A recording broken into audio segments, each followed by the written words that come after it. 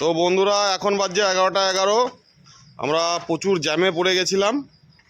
তো আমরা এখন অযোধ্যা রাম মন্দিরের দিকে রওনা হয়েছি।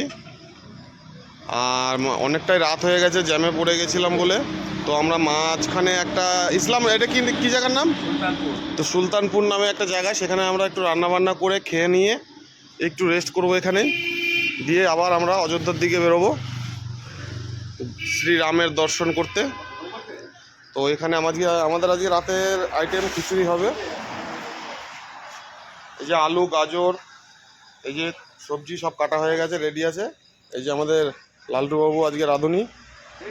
আর এই যে ভেতরে, গাড়ির ভেতরে এই যে বন্ধু শুয়ে ফোনে কথা বলছে ওর গিন্নির সাথে। আর এই যে